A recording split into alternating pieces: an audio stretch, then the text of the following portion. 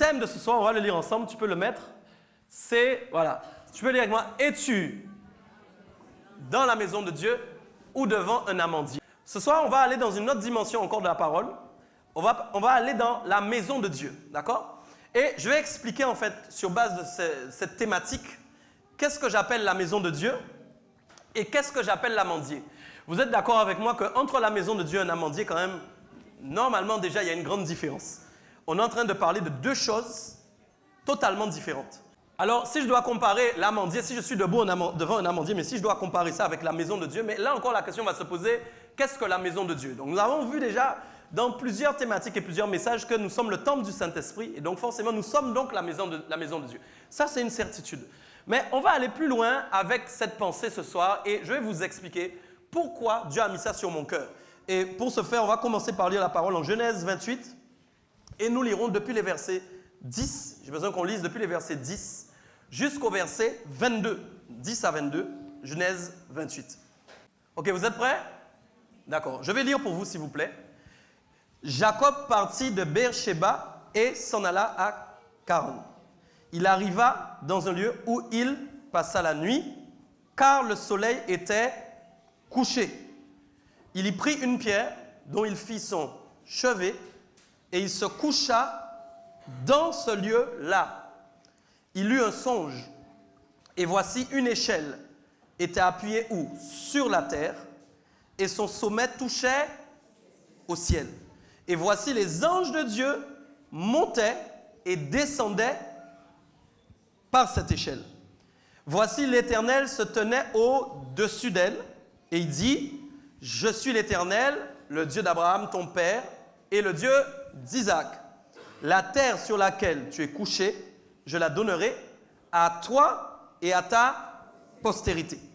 Ta postérité sera comme la poussière de la terre. Tu t'étendras à l'Occident et à l'Orient, au septentrion et au midi, et toutes les familles de la terre seront bénies en toi et en ta postérité. Voici, je suis avec toi, je te garderai partout où tu iras, et je te ramènerai dans ce pays, car je ne t'abandonnerai point, que je n'ai exécuté ce que je te dis. Jacob s'éveilla de son sommeil et il dit, certainement, l'Éternel est en ce lieu et moi, je ne le savais pas. Il eut peur et dit que ce lieu est redoutable. C'est ici la maison de Dieu, c'est ici la porte des cieux. Et Jacob se leva de bon matin, il prit la pierre dont il avait fait son chevet et l'adressa pour monument et il versa de l'huile sur son sommet. Il donna à ce lieu le nom de, vous lisez quoi? Bethel. Et qu'est-ce que vous lisez? Mais la ville s'appelait auparavant Luz. Jacob fit un vœu en disant, si Dieu est avec moi et me garde pendant ce voyage que je fais, s'il me donne du pain à manger et des habits pour me vêtir, et si, tu peux dire, bon, et si je retourne en paix à la maison de mon père, alors l'Éternel sera mon... Cette pierre que j'ai dressée pour monument sera quoi? La maison de Dieu. Et je te donnerai la dîme de quoi? De tout ce que tu me... Je vais encore lire un autre texte ce soir. Matthieu 6, versets 25 à 34. C'est pourquoi je vous dis, ne vous inquiétez pas pour votre vie de ce que vous mangerez, ni pour votre corps de quoi vous serez vêtus. La vie n'est-elle pas plus que la nourriture et le corps plus que le vêtement? Regardez les oiseaux du ciel. Ils ne sèment ni ne moissonnent. Ils n'amassent rien dans les greniers. Et votre Père Céleste fait quoi? Il les nourrit. Ne valez-vous pas plus, beaucoup plus qu'eux? Qui de vous, par ses inquiétudes, peut ajouter une coudée à la durée de ça? Et pourquoi vous inquiétez-vous au sujet du vêtement? Considérez comment croissent les lys des champs. Ils ne travaillent ni ne filent. Cependant, je vous dis que Salomon même dans toute sa gloire n'a pas été vêtu comme l'un d'eux. Si Dieu revêt l'herbe des champs qui existe aujourd'hui et qui demain sera jeté au four, ne vous vêtira-t-il pas à plus forte raison? Jean de quoi? Jean de quoi? Ne vous inquiétez donc point et ne dites pas que mangerons-nous, que boirons-nous, de quoi serons-nous vêtus? Car toutes ces choses, ce sont les païens qui les recherchent. Votre Père Céleste sait que vous en avez besoin. Cherchez premièrement le royaume et la justice de Dieu, et toutes ces choses vous seront données par-dessus. Ne vous inquiétez donc pas du lendemain, car le lendemain aura son de lui-même. À chaque jour suffit sa peine. Tu peux acclamer la parole de Dieu ce soir. Voilà. J'aimerais parler avec vous de choses vraiment importantes ce soir. Contrairement à ce que le nom indique, vous n'avez peut-être pas encore perçu ça, mais ce soir, je vais parler en fin de compte de bannir les inquiétudes de votre vie. On ne peut pas considérer qu'on croit que la présence de Dieu est sur nous, mais qu'on est inquiet.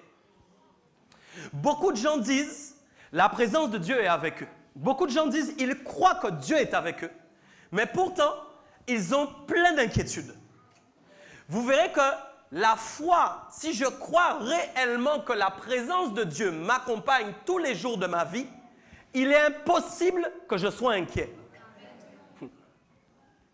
Et quand je dis impossible, il est possible, je vais dire ça autrement, je vais vous annoncer quelque chose ce soir, tu prendras ou tu ne prendras pas. Je suis venu t'annoncer qu'il est possible que tu vives sans inquiétude. Oui, c'est possible. Je répète, c'est possible de vivre sans inquiétude. Si vous n'avez pas envie de ça ce soir, c'est que c'est bizarre. Mais je vous assure, vous pouvez vivre avec Dieu sans inquiétude. Ça ne veut pas dire que vous n'avez pas des épreuves. Ça ne veut pas dire que vous n'avez pas des difficultés. Ça ne veut pas dire que vous n'avez pas des combats. Mais on peut avoir des combats, des épreuves, des difficultés sans être inquiet. Je sais que c'est une sagesse qui est folie pour le monde. Parce que si je dis au monde ce soir que je peux avoir des épreuves, des difficultés sans être inquiet, les gens me disent « mais tu es fou ». C'est impossible de ne pas être inquiet. D'ailleurs, la première chose qui arrive quand on a un problème, on est inquiet. C'est en général la première réaction qu'il y a humainement parlant. Quand un problème arrive, c'est de l'inquiétude. Pourquoi? Parce que la façon en fait dont vous allez réfléchir sur le problème qui est arrivé va faire la démonstration de si vous êtes inquiet ou pas. Je suis en train de te dire que la façon dont tu parles à tes problèmes va définir si tu crois ou pas que la présence de Dieu est avec toi. Nous n'avons pas ici tous le même langage en fonction des problèmes qui arrivent vers nous. Ouais. Et la façon en fait dont je vais parler à mon problème va se résoudre différemment selon la façon dont je vais parler à ce problème. C'est pourquoi nous pouvons être 10 dans cette salle à recevoir le même problème maintenant ce soir, parler tous les 10 différemment et ne pas résoudre le problème de la même manière. Non, c'est sérieux. Fonction de la façon dont je vais prendre les choses. Remettons un peu dans le contexte. Nous sommes en train de parler d'un homme qui s'appelle Jacob. Et cet homme-là, maintenant, après avoir parcouru, je ne sais pas, des terres encore et marché, se retrouve finalement à avoir la nuit qui est en train d'arriver sur lui. Qu'est-ce qu'il va faire? J'aime bien en fait sa façon de faire parce qu'il n'est pas très inquiet de là où il va dormir. On voit là un homme qui arrive en fin de compte dans une situation, le soleil se couche. Qu'est-ce qu'il fait? Il prend une pierre, une roche, et puis il décide tout simplement qu'il va mettre cette pierre sous sa tête et qu'il va dormir. Bon, soyons bien clairs, ce n'est pas donné à tout le monde. Il y a beaucoup d'entre vous, le soleil se couche, vous allez chercher un stop pour rentrer chez vous. Vous allez chercher une solution pour aller dormir dans un hôtel. Soyons clairs. Bon, je sais, il n'y avait pas d'hôtel à cette époque-là. Mais il aurait pu chercher d'autres solutions. Mais on voit que c'est un gars, c'est un tout-terrain. Donc, en fait, il prend une pierre, il met maintenant sa tête sur la pierre. J'aime beaucoup l'image de la tête parce que, mes amis, la tête correspond au siège de vos pensées. Ce gars-là n'a pas peur de mettre le siège de ses pensées n'importe où. Même si c'est une pierre, il pose. Donc, il n'est pas inquiet de poser sa tête sur cette pierre. Regardez bien ce qui se passe. Dieu va venir maintenant en songe. Dieu va lui donner un rêve. Et dans ce rêve, qu'est-ce qu'il va découvrir? Il va découvrir qu'il y a une connexion entre le lieu où il est en train de dormir et le ciel. Chose qu'il n'a pas vue auparavant. Pourtant, nous sommes en train de parler d'un gars qui a déjà passé beaucoup de nuits, qui a déjà beaucoup dormi quand même. Ce n'est pas sa première nuit sur terre. Mais pourtant, quand il dort là, ce soir-là, quand il met sa tête sur cette pierre, il va se passer quelque chose dans cette nuit qui ne lui était jamais arrivé auparavant. Il va expérimenter quelque chose qu'il n'avait jamais vu. Et dans cette chose qu'il va expérimenter, il va découvrir qu'il y a une connexion entre le ciel et la terre. Dieu va lui donner l'image d'une échelle qui est en train de sortir du ciel, donc forcément d'une porte qui est ouverte, où cette échelle est posée. Et cette échelle va être posée sur la terre. Faisant donc à Jacob la démonstration qu'apparemment, il y a un accès qui est possible entre la terre et le ciel. Vous me suivez ou pas jusque-là? Donc, nous sommes en train de parler d'une image qui est surnaturelle. Quelque chose qui n'est pas naturel. Puisque aucun d'entre vous, sur le plan naturel, même si vous essayez d'expliquer à quelqu'un qu'il y a moyen d'entrer dans le ciel, la personne ne vous croira pas. D'accord? La personne ne vous croira pas. Donc Dieu est en train de montrer une image surnaturelle qui démontre qu'il y a moyen que le ciel soit connecté. Pourquoi? Parce que Dieu lui démontre qu'en fin de compte, il y a des choses du ciel qui doivent descendre sur la terre. Et qu'est-ce qu'il va voir dans ce rêve? Il va voir en fait que des anges sont en train de faire quoi? De monter et de descendre. Il n'a pas dit seulement monter, ni seulement descendre. La Bible dit, il les voit faire quoi? Ils montent et ils descendent. Donc, autrement dit, nous sommes en train de nous rendre compte qu'il y a une activité spirituelle. Il y a quelque chose qui se passe. Parce que si on monte et qu'on descend, c'est qu'il y a des transactions. Bon. Si les anges montent, descendent, c'est qu'il y a une transaction qui est en train d'opérer entre le ciel et la terre. Probablement, quand ils descendent, ils font quelque chose. Quand ils remontent, ils font encore autre chose. Quand ils descendent, ils font encore autre chose. Quand ils remontent, ils font encore autre chose.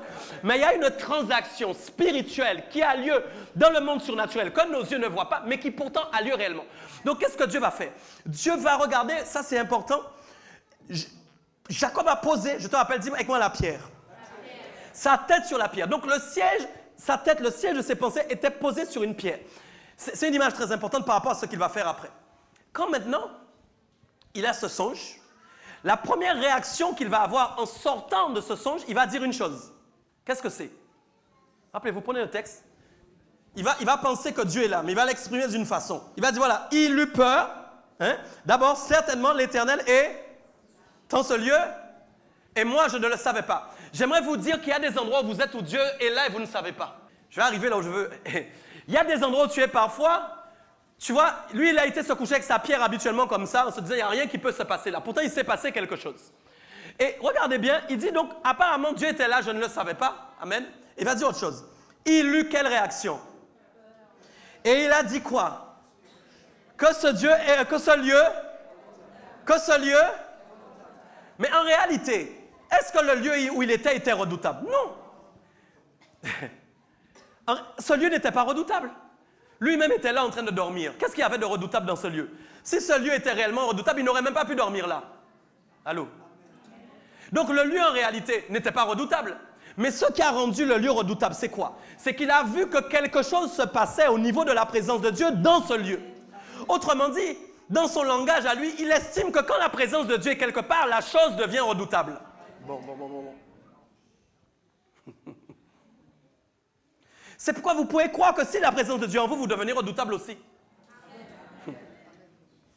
Donc il va dire, tu es là avec moi ou pas? Il va dire, ce lieu est redoutable parce que j'ai vu la présence de Dieu. Comme si en fait, on dit, mais en fait, quand le lieu accepte la présence de Dieu, il y a une transformation qui opère, qui rend le lieu n'est plus comme il était auparavant, mais il subit une transformation. Est-ce que vous comprenez ça? Ok. Et il va dire quoi? C'est ici la maison de Dieu, c'est ici quoi? La porte des cieux. Bon, c'est en fait une parole normale qu'il va donner parce qu'en réalité, quand il dit c'est ici la porte des cieux, il va tout simplement lui-même définir les choses parce qu'il a tout simplement vu que le ciel était ouvert.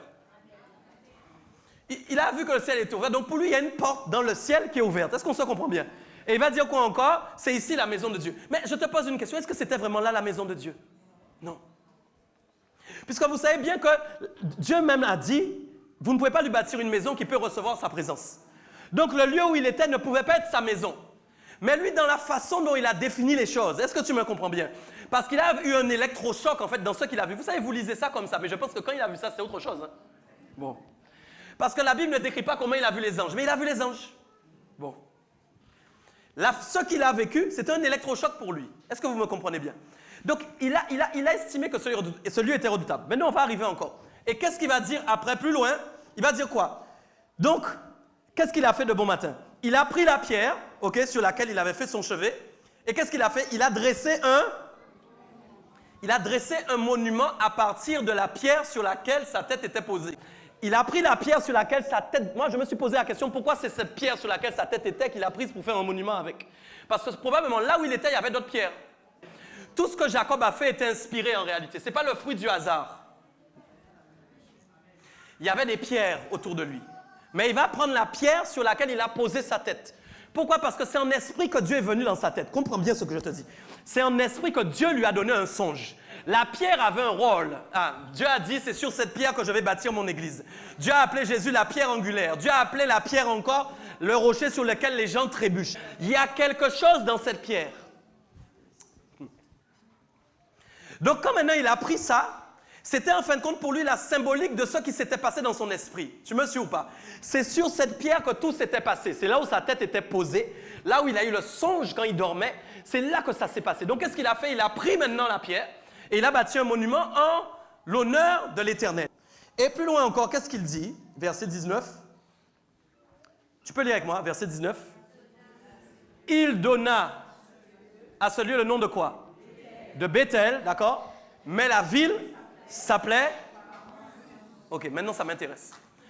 Donc, écoute. Bethel en hébreu, ça veut dire maison de Dieu. Maintenant, que veut dire Luz? Luz, ça veut dire en fin de compte amandier. Comprenez bien ce que je suis en train de vous dire. Luz, ça veut dire amandier. Vous rechercherez en hébreu, vous verrez. Donc, la ville avait déjà un nom. J'aimerais que vous compreniez bien les choses. Écoutez ce que je vous dis. Dieu a poussé une manifestation divine pour que la ville change de nom. Comprenez ce... Bon. Tu es avec moi ou pas? Je suis sûr que tu es là. La ville s'appelait déjà Luz. La ville avait un nom. Donc, Jacob aurait pu passer à Luz, faire sa route. Mais Dieu va pousser lui-même une manifestation dans cet endroit. Vous êtes d'accord avec moi que si ça s'est fait là, c'est parce que Dieu voulait que ça se fasse là. Sur le trajet de Jacob, ça aurait pu se faire n'importe où ailleurs. Mais Dieu a choisi Luz, qui veut dire amandier. Donc, quand nous regardons maintenant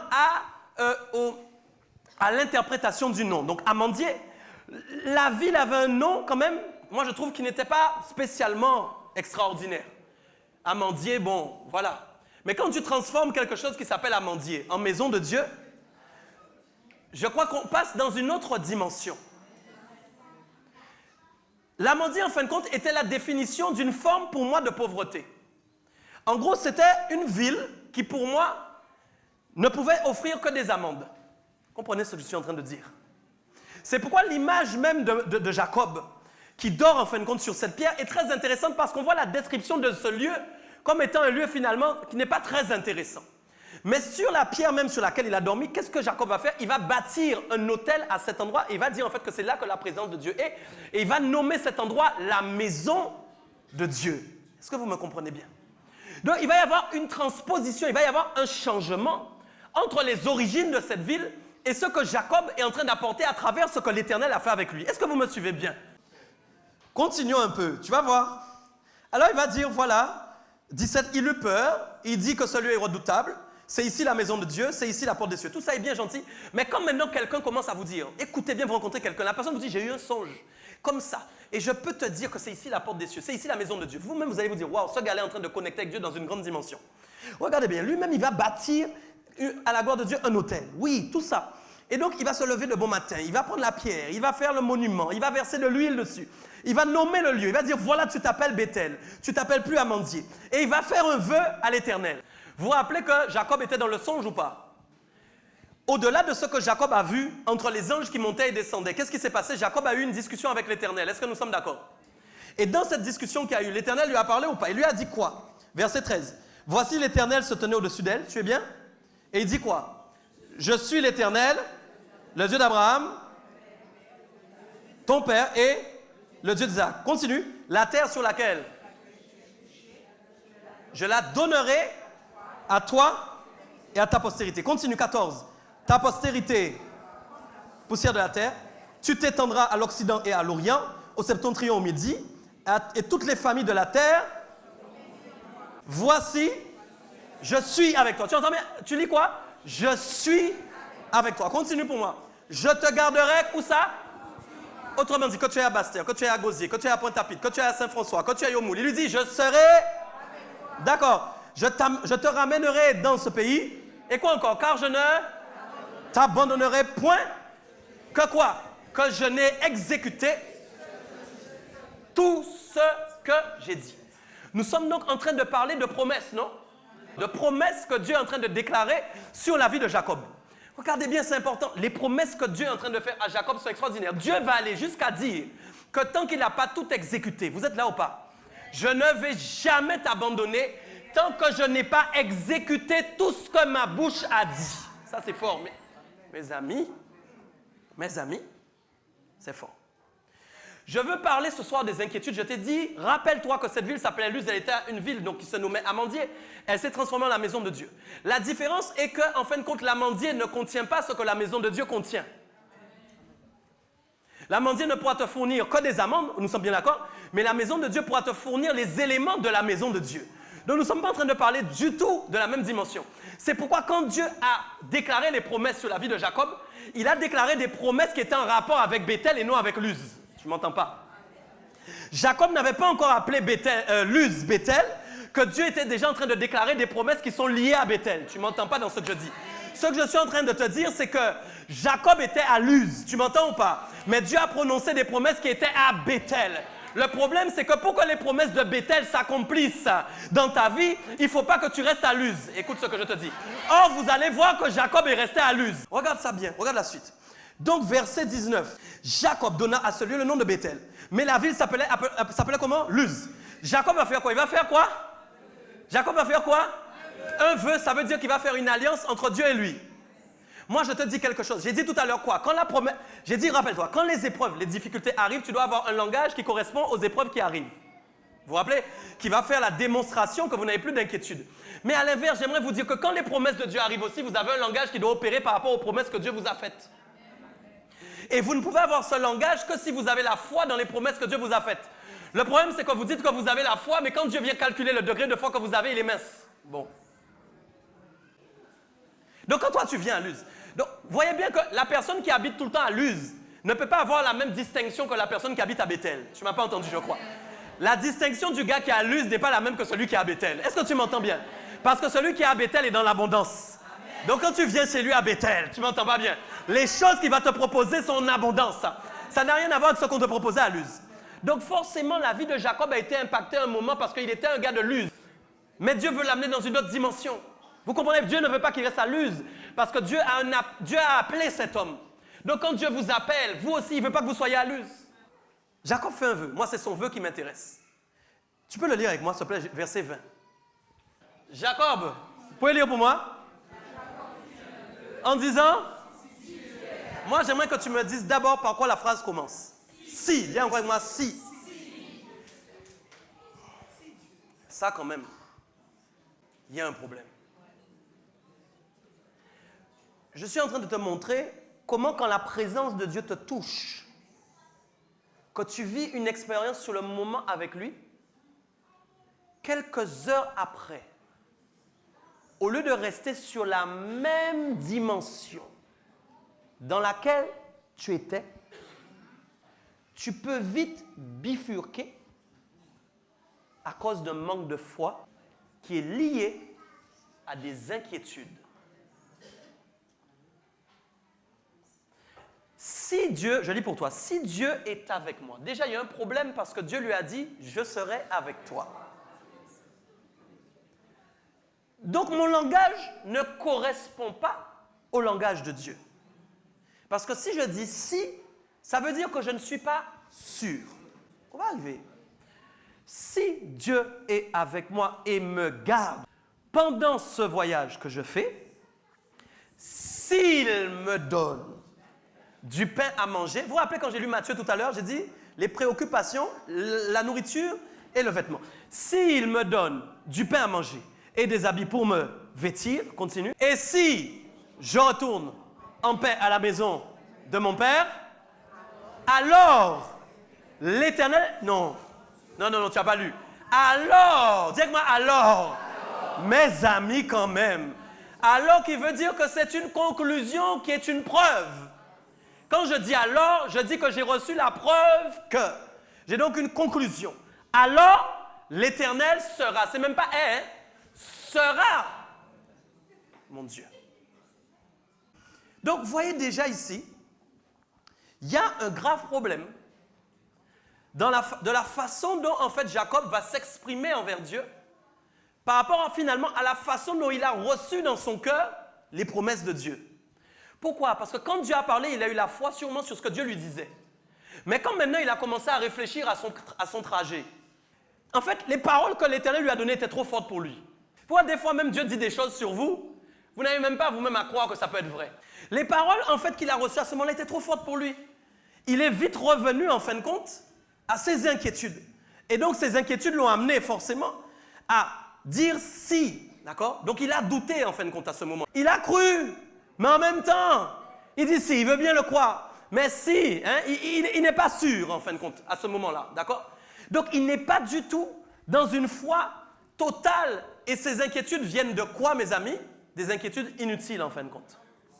Sachant que Dieu lui a dit qu'il allait le garder partout où il allait aller. Tout à l'heure, j'ai pris Matthieu 6, versets 25 à 34. Et j'ai dit une chose. C'est pourquoi je vous dis, ne vous inquiétez pas pour votre vie de ce que vous mangerez, ni pour votre corps de quoi vous serez vêtus. La Bible va dire encore, la vie n'est-elle pas plus que la nourriture et le corps plus que le vêtement? Vous vous rendez compte que des fois, on s'inquiète plus que pour la chose qui mérite l'inquiétude. Du moins, ne mérite pas l'inquiétude, du moins. Toi, tu t'inquiètes en fin de compte pour savoir si tu vas t'habiller, par exemple, d'avoir le vêtement. Mais pourtant, le corps que tu veux habiller, c'est Dieu qui s'en occupe. Donc, ce qui veut dire en l'occurrence qu'il est impossible que Dieu te laisse nu. Si Dieu marche avec toi, Dieu ne te laissera jamais nu. Vous savez que si vous ne croyez pas à ça, vous prenez le risque d'être nu un jour. Hein? C'est une foi sûre. Vous ne pouvez pas dire que vous êtes sûr que la présence de Dieu est sur vous, est avec vous, si vous avez des craintes pour vous habiller. Bon. Vous savez, quand on dit habiller, on peut parler aussi de simplement les sous que vous avez sur votre compte, hein, que l'argent que vous avez sur votre compte. Quand on parle d'habiller, on peut tout simplement dire est-ce que je vais avoir assez d'argent sur mon compte? L'use, c'est le visible, c'est l'amendier, j'ai dit. Rappelez-toi, l'amande, elle est palpable. La maison de Dieu, le problème, c'est que vous ne palpez pas ça comme un fruit, comme quelque chose que vous pouvez toucher. Or, pourtant, c'est les éléments de la parole de Dieu, de la maison de Dieu, qui vous permettent d'être toujours habillés. C'est parce que, justement, vous êtes dans la maison de Dieu et parce que vous êtes la maison de Dieu. C'est ce qui fait, en fait, que vous ne serez jamais nus. Dieu ne le permettra jamais. Vous devez y croire, hein? Écoutez bien, ce n'est pas fini. Je vais arriver à d'autres phrases qui m'importent. Voilà. Qui, bien sûr, de par ses inquiétudes, va allonger sa vie. Ça, vous le savez déjà. Ça, vous le savez déjà. Vous ne pouvez pas vivre plus longtemps si vous vous inquiétez. Ça, c'est sûr. OK? Et il va dire au verset 30 une chose importante. Si Dieu revêt ainsi l'herbe des champs qui existe aujourd'hui et qui sera demain jetée au four, ne vous vêtira-t-il pas, à plus forte raison, gens de quoi? Gens de peu de foi. Vous voyez, dis avec moi la foi. La foi est le vrai problème, en fin de compte, des inquiétudes.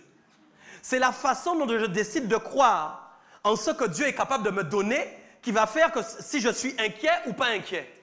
La mesure de votre inquiétude sera intimement liée à votre mesure de foi. Si vous ne croyez pas à 100% que Dieu va vous garder, va vous préserver, vous aurez des inquiétudes. Mais si vous croyez à 100% que Dieu sera toujours avec vous, je vous assure que vous n'aurez pas d'inquiétude. Ah, écoutez, c'est un problème de foi. C'est un problème de foi. C'est pas tout. Il va dire donc, ne t'inquiète donc point et ne dis pas en fin de compte, qu'est-ce que je vais manger et qu'est-ce que je vais boire? C'est important, mes amis, non, c'est très important. J'ai dit le langage de la façon dont vous parlez. Quand vous dites, voyez, dis avec moi interdiction. Il y a des choses que Dieu veut t'interdire dans ton langage. Déclare ça ce soir. Dieu interdira mon langage qui est superficiel. C'est sérieux. Au nom de Jésus. Vous savez que Dieu veut nous imposer un langage de foi?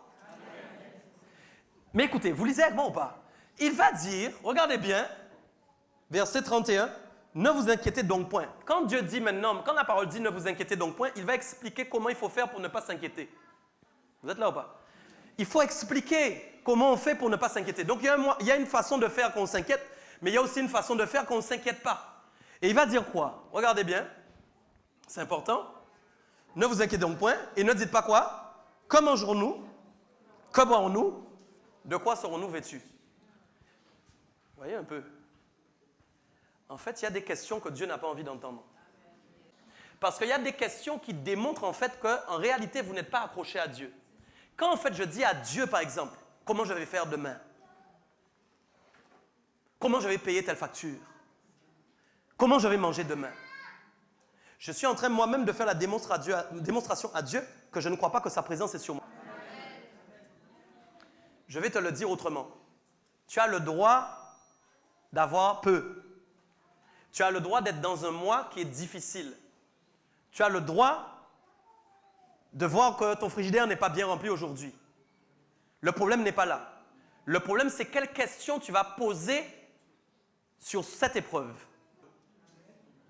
pour permettre à Dieu maintenant de réagir dans ton épreuve. La Bible dira, ne t'inquiète pas, mais prie. Écoute bien, écoute. Remplace ton inquiétude par la prière. La prière qui veut dire que c'est la communication, c'est quand je parle avec Dieu. Est-ce que nous sommes d'accord? Donc je fais part à Dieu de tous mes besoins Et Dieu va répondre à mes besoins. Donc, j'ai le droit de faire part à Dieu de mes besoins. Est-ce que vous me comprenez bien? Mais ce qui n'est pas bon, c'est de lui poser des questions sur comment je vais faire. Qui veut dire en fait que j'estime qu'il ne peut pas faire.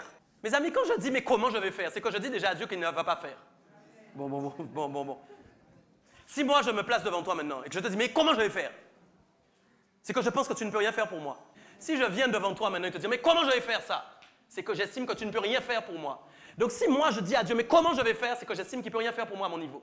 Donc j'ai un problème de foi, je n'ai pas posé ma foi dans ce que Dieu est capable de faire pour moi à travers les promesses qu'il a proclamées sur ma vie.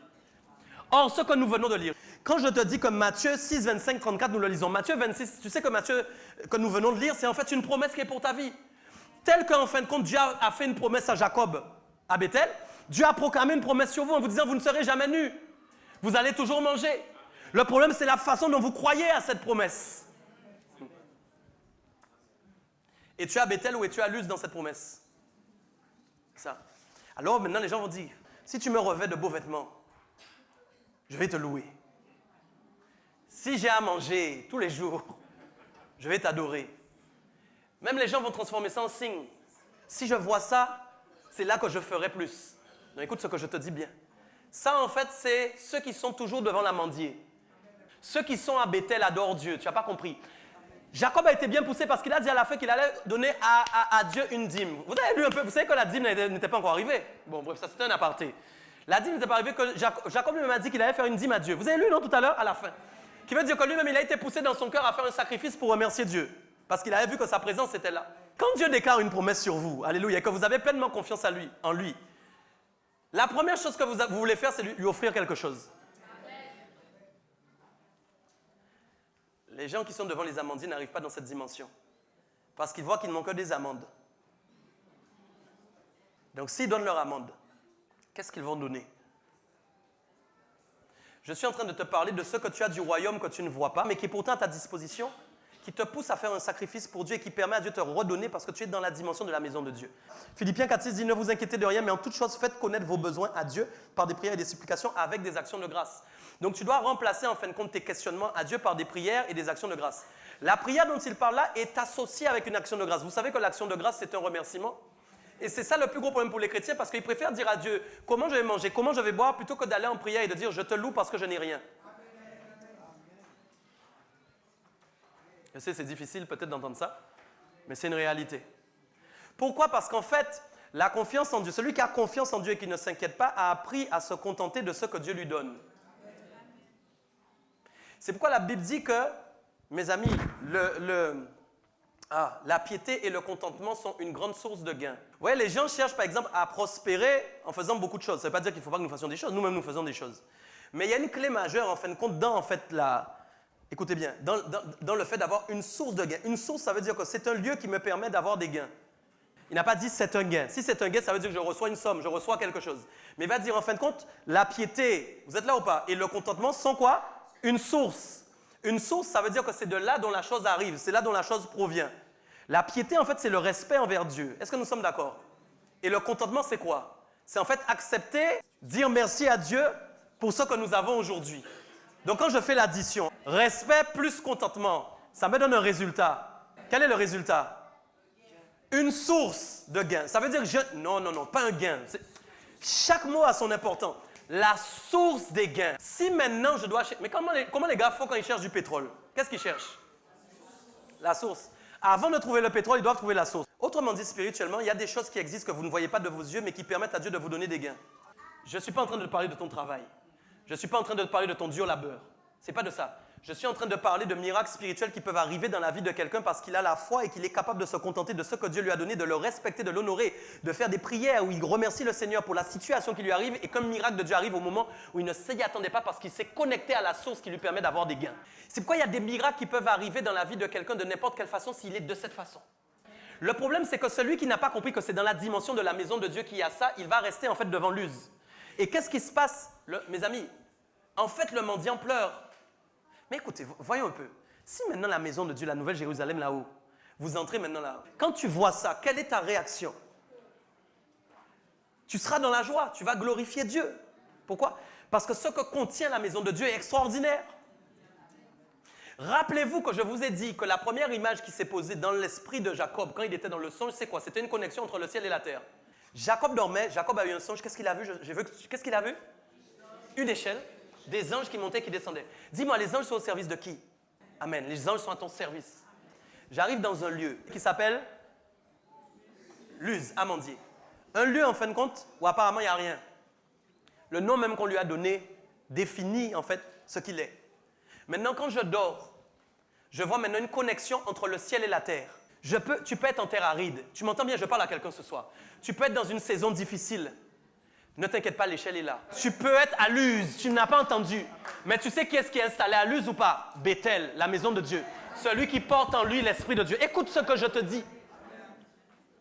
Maintenant, pendant que maintenant, toi, tu es là, maintenant, il y a quelque chose, il y a une transaction qui se passe, qui est spirituelle, qui est surnaturelle. Quand les anges montent et descendent, je t'annonce qu'ils viennent aider les hommes. Quand les anges montent et descendent, vous savez ce qu'ils font? Ils viennent servir les hommes. En gros, quand Jacob dormait, Dieu a démontré à Jacob qu'il y a des anges qui sont descendus pour voir les problèmes que tu avais. Ils ont vu les problèmes, ils sont remontés à Dieu. Papa, il y a le frère Bruno qui a ce problème-là. Qu'est-ce qu'on fait? Amène ça pour lui. Il descend. Mais tout dépend de la façon dont Bruno a cru à ce qu'il a vu. Mais s'il est arrivé avec si Dieu est avec moi, il a déjà rendu caduque la chose. C'est pourquoi il y a des dimensions dans lesquelles vous n'entrez pas parce que vous n'avez pas assez de foi. Vous n'avez pas assez de foi. Vous êtes inquiet parce que vous n'avez pas la foi. Je ne peux pas vous le dire autrement. C'est la vérité parce que si vous croyez, vous ne serez pas inquiet. La Bible n'a jamais enseigné à être inquiet. La Bible a enseigné à ne pas être inquiet. Je ne peux pas enseigner un autre message. Ne sois pas fâché. Dieu, mais c'est difficile, c'est difficile. Tu fais comme me dire, je ne sois pas inquiet. Tu ne sais pas tout ce que je souffre. Dieu ne veut pas que tu sois inquiet. Si tu souffres beaucoup, ça veut dire que tu dois avoir beaucoup de foi. Non, mais non, mes amis, c'est très sérieux. On voit une phrase comme ça, mais c'est profond. Ma souffrance attend ma foi. Les gens veulent dire souvent, ma souffrance attend Jésus. D'accord, ok. Mais si tu veux que Jésus agisse, aie la foi en lui. Parce que s'il voit que tu ne crois pas, il ne peut pas agir non plus. Des fois, nous empêchons nous-mêmes au Seigneur d'agir dans nos vies. Donc, comprends bien que tout ce dont nous parlons. Tu vois, quand par exemple les gens lisent le texte, ils vont dire, mais en fait, c'est une grande source de gain. Tout de suite, les gens ont vu des billets. Les gens lisent source de gain. Ils ont vu des billets. Ils disent, alors si je suis pieux, écoutez ce que je vous dis. Si je suis pieux, je respecte Dieu. Ça, c'est une chose. J'aurais pu appuyer d'ailleurs plus sur ça. Et deuxièmement, maintenant, si je me contente de ce que Dieu m'a donné, j'ai des billets qui vont arriver. Comprenez bien. Déjà, le mot piété est très important parce qu'il tire son origine aussi de la révérence. Ce qui veut dire que ça concerne premièrement des gens qui révèrent Dieu dans tout ce qu'ils font. Donc, ils ont une grande forme de respect pour Dieu. Ça, c'est le premier point. Le deuxième ne t'intéresse même pas encore si tu n'es pas au premier. Et vous voyez, on aurait pu faire un message très long sur ça et encore aller plus loin sur les différentes façons dont on peut respecter Dieu. Parce qu'attention, on ne respecte pas Dieu seulement quand on prie avec politesse. On ne respecte pas Dieu chaque fois parce qu'on dit Amen. On respecte Dieu même quand on respecte aussi les enfants de Dieu et les hommes de Dieu. Ça veut dire que tu peux estimer respecter Dieu, ne pas respecter un seul homme de Dieu, déjà tu n'es plus dans l'affaire. Parce qu'à travers les hommes aussi, Dieu est derrière. Donc la révérence, le respect, c'est dans tous les domaines de ta vie avec Dieu. Ça, c'est une première chose. Deuxièmement, il a dit quoi? Contenter. Beaucoup d'entre nous, nous ne nous contentons pas. C'est pour ça que c'est très dangereux de prêcher aux gens la richesse s'ils n'ont pas appris à se contenter. Mes amis, c'est très dangereux. Si tu n'as pas posé en toi le fondement du contentement et que tu cours après des richesses, je te l'annonce, tu vas te perdre. Parce que tu vas chercher à avoir plus et le jour même où tu n'auras plus, on va te voir dégringoler. Pour aller vers les richesses, il faut avoir appris d'abord à se contenter. C'est ce qui a permis à Paul de dire qu'il a appris à être dans l'abondance et dans la disette. Donc même quand il était dans l'abondance, il n'a pas lâché la main de Dieu. Parce qu'il avait appris à se contenter de peu de ce qu'il avait. Aujourd'hui, quand les gens maintenant ont des problèmes difficiles dans des notions en tout cas, de disette ou de difficulté, on va préférer leur dire qu'ils sont maudits ou je ne sais pas quoi. Mes amis, mais ça c'est faux. Parce qu'il y a quelque chose à apprendre dans ça. La volonté de Dieu n'est pas que tu restes pauvre ou dans la disette, mais la volonté de Dieu, c'est que tu grandisses, que tu apprennes à te contenter de ce que tu as. Et Dieu même va t'amener dans une autre dimension. Vous savez que si vous parcourez la terre, vous allez voir des gens plus pauvres que vous. Hein? Qu'est-ce qu'ils vont dire? Ah, Dieu les a abandonnés? Non. Il y a des situations plus graves que les nôtres, mes amis, sur la terre. Et il y a des gens qui se contentent d'un grainerie. Et nous, parfois, on ne se contente pas de ce qu'on a. Donc, j'ai dit bien, écoutez, c'est important. J'ai dit que donc le respect, plus la notion de contentement, vous amène à avoir un accès quoi? À une source qui va vous donner des gains. Mais les gains, c'est quoi? Dis-moi, un gain, ça vient de quel mot? De quel verbe? Ah, maintenant on va parler. Source pour que je gagne. Vous voyez, ce pas les mêmes interprétations. Quand les gens entendent gain, ils pensent à argent. Source de gain qui veut dire une source qui me permet de gagner. Une source qui me permet de gagner. Autrement dit, quand je respecte Dieu et quand je me contente de ce que j'ai, vous savez où ça m'amène? Ça me connecte à une source qui me permet de ne jamais perdre. Autrement dit, quand j'ai dit tout à l'heure, rappelez-vous que les anges sont à votre service et qui montaient et qui descendaient et que Jacob a vu ça, le poussa à nommer la ville Bethel. Je suis en train de te dire que quand maintenant tu respectes Dieu et que maintenant tu te contentes de ce que tu as, tu donnes un accès à des anges pour te servir. Les anges ne servent pas tout le monde. Ne croyez pas, vous allez sortir là et dire, maintenant le pasteur a dit, c'est bon, hein, les anges sont à nous. Hé ange, viens là, viens régler le problème. Non, c'est pas comme ça que ça fonctionne. Même les anges qui vous servent sont soumis à Dieu. Et pour vous servir, ils doivent reconnaître en vous un fils ou une fille de Dieu. Ah, un ange de Dieu ne peut pas servir un démon. Un ange de Dieu ne peut pas servir quelqu'un qui est faux. C'est pas genre tu vas arriver là avec tes gros sabots et ange, dépêche-toi de venir là. On nous a dit que tu nous sers. Hein? Dépêche-toi de régler mes problèmes. Non. Il y a des gens même qui vont appeler des anges, aucun ange ne va répondre. Parce que quand l'ange même va le voir, il va dire, oula, lui, on ne peut rien faire pour lui, il faut qu'il change avant. Mais quand maintenant, toi, tu es en cohésion avec la parole de Dieu, que tu es reconnu maintenant, les anges qui montent et descendent, tu sais ce qu'ils vont faire? Ils vont aller chercher la solution auprès de Dieu pour toi. Écoute ce que je te dis. Et ils vont redescendre. C'est ce qui a poussé Jacob à l'appeler la maison de Dieu. Pourquoi? Parce que ta victoire se trouve dans la maison de Dieu. Tes gains, la source, c'est la maison de Dieu. Je suis venu t'annoncer que tes gains sont dans le ciel. Et que Dieu t'a accordé l'accès au ciel. Et que Dieu t'a donné l'accès à des anges qui te servent, qui montent et qui descendent pour tes besoins. Quand tu commences à prier, il a dit de faire des actions de grâce à Dieu, de prier plutôt que de t'inquiéter. Remplace ton inquiétude par des actions de grâce. Commence à prier. Seigneur, merci parce que le compte est négatif. Seigneur, merci parce que je suis dans le rouge. Seigneur, merci parce que je suis à moins 1000. Seigneur, merci parce qu'en fin de compte, je n'arrive pas à gérer l'argent. Seigneur, merci parce que demain, j'ai peur que je ne vais pas manger. Je serai obligé de manger seulement un bokit sans rien dedans. Seigneur, merci. Non, mais Seigneur, merci. Seigneur, merci parce que j'ai que de la farine. Tu te rappelles? Oui, que de l'huile. Tu te rappelles? Ça te dit rien? Ça te rappelle rien? J'ai que de la farine, j'ai que de l'huile. J'ai que de la farine, j'ai que de l'huile. J'ai que de la farine, j'ai que de l'huile. Tu m'entends ou pas? Ok. Ouais, ça répète tard. Et quand maintenant, écoute bien. Non, mais c'est très important ce que je dis. Quand maintenant, là, je commence à prier, ok? Et que je commence à louer le Seigneur en action de grâce. Seigneur, je te remercie pour tout ce qui se passe. Je te donne gloire. Parce que je crois que tu ne vas jamais m'abandonner. Même quand j'ai vu le compte en rouge, je l'ai regardé, je dis, tu ne sais pas, mais tu es déjà positif. C'est ça le langage. C'est pas, Seigneur, je te promets cette fois-ci, si tu fais ce miracle, je vais te servir. Le si que Jacob a utilisé est un si d'amandier. Le gars a été touché par la maison de Bethel, mais en même temps, il avait toujours en lui le caractère du gars qui a que les amandes. Est-ce que tu comprends? Donc quand il parle comme un gars qui n'a que des amandes. Si je voyage, est-ce que tu vas me garder? Si ça, alors je te servirai. Mais celui qui a reçu avec consistance, qui croit qu'il a la foi ferme, qui a l'assurance, il ne peut pas parler comme ça. Parce qu'il sait qu'il y a quelque chose qui est disposé pour lui que les gens même ne voient pas. C'est pourquoi je disais tout à l'heure, au lieu d'aller chez le voisin, allez au ciel plutôt. Mais c'est dommage, même vous allez chercher des solutions chez des gens qui sont sur la terre, des hommes comme vous, mortels. Qu'est-ce qu'un homme mortel peut faire pour toi? Qu'est-ce qu'un homme mortel peut faire pour toi? Il y a des miracles qu'aucun homme mortel ne pourra faire pour toi. Aucun homme mortel ne peut faire apparaître sur ton compte de l'argent sans avoir fait aucune transaction financière. Par contre, Dieu peut le faire. Ouais. Dieu peut envoyer un ange qui descend à la Banque de France. Dieu peut envoyer un ange qui descend de la même échelle dont je te parle. La même échelle dont je te parle. La même échelle dont je te parle. La même échelle dont je te parle. Et maintenant, il voit maintenant qu'il y a Michael Dopia qui révère Dieu. Allô? Qui se contente de ce qu'il a. Tu m'entends bien? Il est donc connecté à la source. Alors, quand il descend, il voit, je priais, je disais, Seigneur, merci. Les anges sont venus à mes côtés. Ils ont entendu que je suis en train d'adorer Dieu. Pendant que j'adore Dieu, je dis merci Seigneur pour tout ce que j'ai. Ils disent, waouh. Ils montent. On a vu un serviteur à toi là qui est en train de dire, waouh, il te loue parce qu'effectivement, il n'a rien.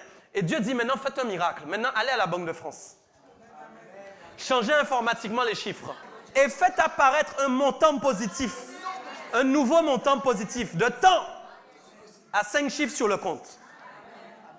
La personne se lève le matin et dit, je ne comprends pas. Je ne comprends pas, mais je ne comprends pas qu'est-ce qui se passe. Nous entendons les gens expérimenter des choses comme ça et nous pensons que c'est seulement réservé à d'autres. Non, c'est réservé à vous aussi. C'est réservé à vous.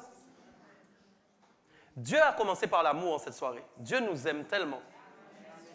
Mes amis, vous savez, nous n'avons pas des fois la perception de comment Dieu nous aime. Vous savez, Dieu ne peut pas nous aimer et ne pas avoir envie de nous donner. J'aimerais que vous compreniez ça. C'est impossible. Si Dieu m'aime, il a envie de m'aider. Est-ce que vous comprenez ça? Donc, ce n'est pas réservé à une élite, mais c'est pour vous, c'est votre partage. À vous de vous mettre à jour sur tout ça. Je veux aller plus loin avec vous encore.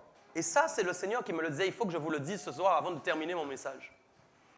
Il y a un verset qui m'a choqué encore quand je le lisais. Je vais le lire avant de donner mon explication. Vous allez bien comprendre où je veux arriver. Regarde bien. Si moi, là, Michael Dopia, j'ai un accès au ciel, c'est quand même fort, hein? Parce que si toi là, si nous là tous, nous avons un accès au ciel, c'est quand même fort. Ce n'est pas quelque chose que tu peux matérialiser. C'est donc des choses surnaturelles qui peuvent arriver, auxquelles nous ne nous attendions pas, mais qui nous rendent vainqueurs. Est-ce que nous sommes d'accord? Je te le dis, il n'y a pas de place pour l'incrédulité dans ce message. C'est un message de foi. C'est un message de foi. Si toi-même tu ne crois pas déjà, tu ne peux pas entrer dans cette dimension-là. C'est un message de foi. Si tu entends une voix te dire, c'est pas possible, mon gars, dis-lui de partir tout de suite au nom de Jésus. Chasse cette voix d'incrédulité. Non, non, c'est très sérieux. Si tu entends même dans un mais c'est pas possible, comment ça Dieu peut faire? Tu as intérêt à chasser ça. Parce que c'est à cause de l'incrédulité que les choses n'arrivent pas. Je vous disais, si moi j'ai un accès au ciel, j'ai accès donc à des éléments surnaturels, des choses extraordinaires que les gens, moi-même, je ne sais même pas qu'est-ce qui peut m'arriver. Parce que moi, je n'ai même pas conscience même de tout ce qui peut m'arriver. J'ai conscience que je suis connecté à une source de vainqueur. Allô, allô, allô. Qui me rend gagnant dans tous les domaines. Maladie, je gagne. Pauvreté, je gagne. Mariage, je gagne. Enfant, je gagne. On a dit, tu étais stérile. Non, tu vas faire des enfants. Je gagne parce que je suis connecté à la source des gains. Je sais me contenter. Vous savez que le contentement, ce n'est pas lié qu'à l'argent. Le contentement, c'est lié à tout. Il peut y avoir une chose dans votre vie qui vous inquiète parce que vous ne vous contentez pas de la situation dans laquelle vous êtes. Ça peut être un enfant. Ça peut être un enfant que vous n'arrivez pas à avoir. Vous n'arrivez pas à vous contenter de ne pas l'avoir. Le contentement, c'est dans beaucoup de domaines. Ce n'est pas l'argent dont je parle ce soir. Ce n'est pas que l'argent. C'est se contenter de tout ce qu'on a. Donc, tu dois apprendre à être content de tout ce que tu as. Pourquoi? Parce qu'en fait, la plus belle chose qui te rend content, c'est Jésus dans ta vie. Il y a des choses qui se font volontairement de la part de Dieu pour voir si vous êtes capable de vous contenter. Moi, il y a des choses même, des fois même, c'est fait exprès en fait. J'avais déjà donné cet exemple-là une fois. Les gens servent Dieu, mais ils s'attendent au merci. Vous savez que c'est une forme de non-contentement? Toi, tu attends un merci. Et parce que le pasteur n'a pas dit merci, tu es fâché au fond de toi. Tu t'es pas contenté d'avoir servi Dieu simplement. Vous voyez, il y a plusieurs formes, moyens de ne pas se contenter de ce qu'on a. Et ça, c'est dans la vie de tous les jours. Alors, essayez d'imaginer à la fin, qu'est-ce qui se passe? Regarde bien. 2 Corinthiens 9, versets 6 à 9. Je veux aller vraiment doucement avec ce passage-là, il est important. Sachez-le, celui qui sème peu, moissonnera peu. Celui qui sème abondamment, moissonnera. Déjà, c'est clair. Rappelle-toi que la première réaction de Jacob, ça a été quoi? À la fin, de donner une dîme à Dieu. Il a pensé qu'il allait offrir à Dieu quelque chose. Donc, vous voyez, ça, c'est encore dans la logique des choses. Quand maintenant tu arrives à Bethel, parce que tu sais que tu es connecté à la source qui te fait gagner, logiquement, tu dois obtenir des choses du royaume qui te permettent toujours de t'en sortir et de faire. Et il y a une clé importante dans ce passage. La Bible dit, celui qui sème peu va moissonner peu. C'est impossible, écoutez ce que je vous dis, c'est impossible de donner, par exemple, 10 centimes à chaque offrande et de vouloir 100 000 $. Non, mais ne commence pas à réfléchir, ah oui, mais c'est tout ce que j'ai. Sinon, nous restons à Luz. Qui va à Bethel avec moi? Je ne suis pas en train de te juger, ni de te condamner, mais je sais quel palier Dieu veut que cette église passe. au regard de ce qu'il m'a susurré à l'oreille en me disant ce qu'il veut faire prochainement avec l'Église. Si nous n'entrons pas dans cette dimension, nous ne pouvons pas accéder à certaines choses. Ce n'est vraiment pas un message pour vous culpabiliser. Mais si je ne vous apprends pas à comprendre des données spirituelles très sérieuses, vous n'allez pas entrer dedans. Quand je dis 10 centimes, ce n'est pas que Dieu a regardé que la personne qui donnait 10 centimes a fait mal. Ce n'est pas ça. Là, je veux juste prendre avec vous le verset très simple, sans révélation, sans rien. La Bible dit, je donne peu, je moissonne peu. C'est tout. Quelle que soit ma situation, c'est une réalité. Donc, si je donne 10 centimes tous les mois, il n'est pas possible que je reçoive 100 000. Vous êtes d'accord ou pas? OK. Ma question, c'est comment je peux résoudre mon problème qui me fait donner 10 centimes? C'est ça la vraie question. Parce qu'en réalité, Dieu n'a pas envie que je reste à donner 10 centimes. Comprenez bien, comprenez bien. Mon problème, c'est de changer de dimension. Mon problème, ce n'est pas parce que je donne 10. Mon problème, c'est de changer de dimension. Regardez bien. Celui qui sème abondamment, qu'est-ce qu'il fera? C'est une loi. Je donne beaucoup, je vais recevoir beaucoup. Donc, regardez bien. Donc, si je donne beaucoup, j'obtiens beaucoup. Maintenant, allons plus loin.